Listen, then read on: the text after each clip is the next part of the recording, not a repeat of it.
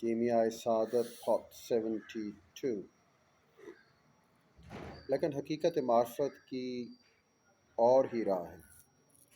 وہ ان دونوں مقام یعنی فقط اہل اعتقاد اور متکلم ہونے کے علاوہ ہے۔ ریاضت اور مشقت اس کا آغاز ہے۔ جب تک مسلمان یہ راہ نہ چلے گا، معرفت کے درجے کو نہ پہنچے گا، اور معرفت کا دعویٰ کرنا اسے زیبا نہ ہوگا۔ اس میں نفع سے زیادہ نقصان ہے۔ اس کی مثال ایسی ہے جیسے کوئی پرہیز کرنے سے پہلے دوا پیے تو یہ خوف رہتا ہے کہ ہلاک ہو جائے گا، اس واسطے کہ وہ دوا بھی ویسی ہی ہو جاتی ہے جیسے اور اخلاط فاسد اس کے معدہ میں ہیں، اور اس دوا سے صحت حاصل نہیں ہوتی، بیماری بڑھ جاتی ہے۔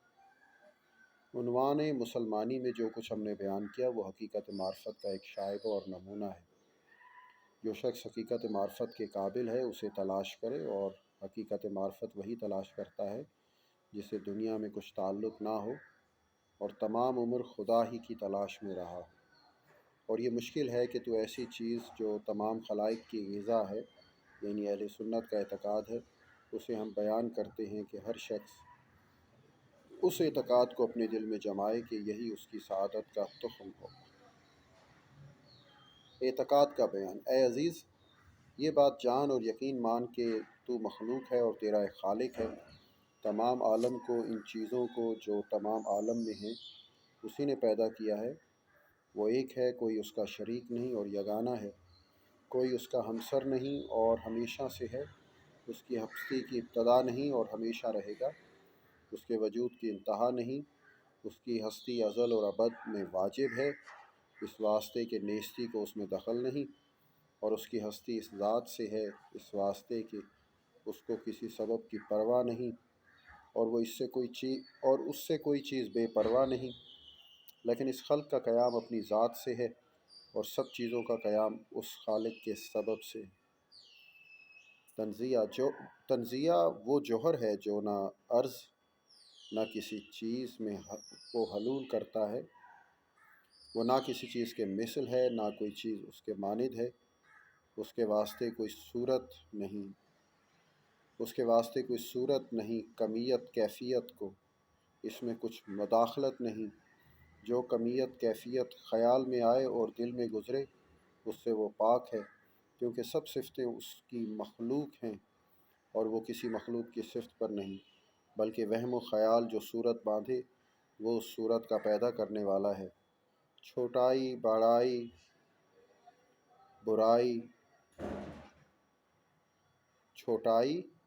بڑائی اور مقدار کو اس میں کچھ دخل نہیں۔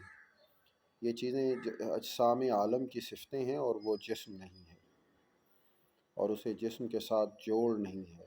وہ نہ کسی جگہ پر ہے نہ کسی جگہ میں ہے، بلکہ اس کی ذات جگہ لینے والی چیز ہی نہیں۔ اور جو کچھ عالم میں ہے سب عرش کے نیچے ہے، اور عرش اس کی قدرت کے نیچے مسخر ہے، اور وہ عرش پر ہے، لیکن اس طرح عرش پر نہیں جیسے کوئی جسم کسی جسم کے اوپر ہوتا ہے، اس واسطے کہ وہ جسم نہیں اور عرش اسے اٹھائے نہیں ہے، بلکہ عرش اور حاملان عرش سب کو اس کی قدرت اور مہربانی اٹھائے ہوئے ہے۔ آج بھی وہ اسی صفت پر ہے جس پر عرش پیدا کرنے کے قبل تھا، اور ابد تک ایسا ہی رہے گا۔